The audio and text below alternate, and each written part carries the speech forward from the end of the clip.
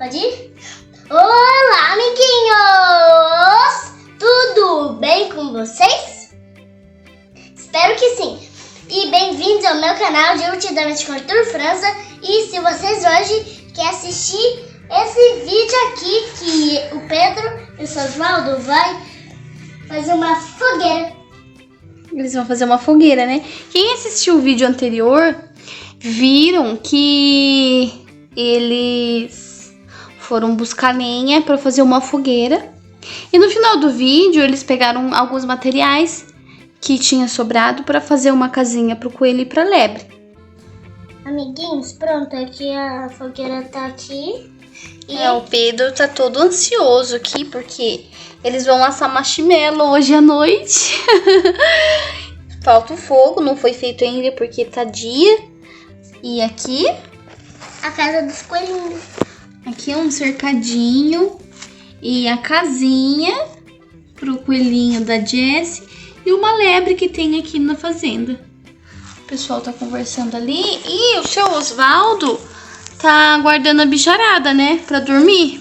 Porque, não sei se vocês estão conseguindo ver, tem um solzinho aqui batendo e as galinhas já foram dormir.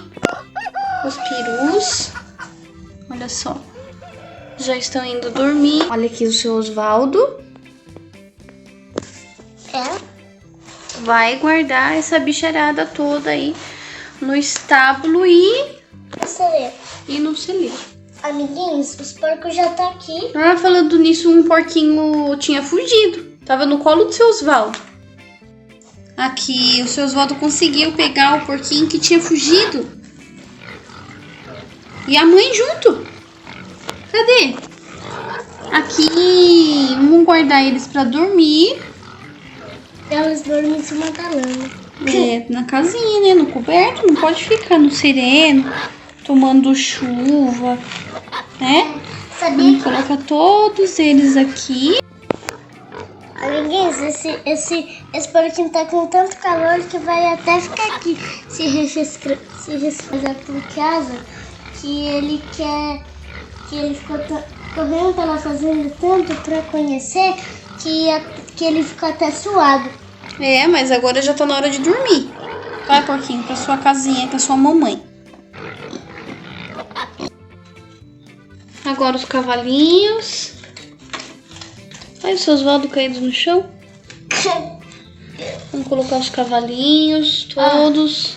A Maia a Maia é da mesma espécie desse daqui, olha. Tem dois, né? Dois igual ao Maia. Por causa que nasceu igual e é por causa que é cavalo selvagem. Cavalo selvagem preto, esse daí é cavalo selvagem. Prontinho. Os cavalos já foram, agora só faltam os boi, as vacas com os bezerros. Pode guardá-los.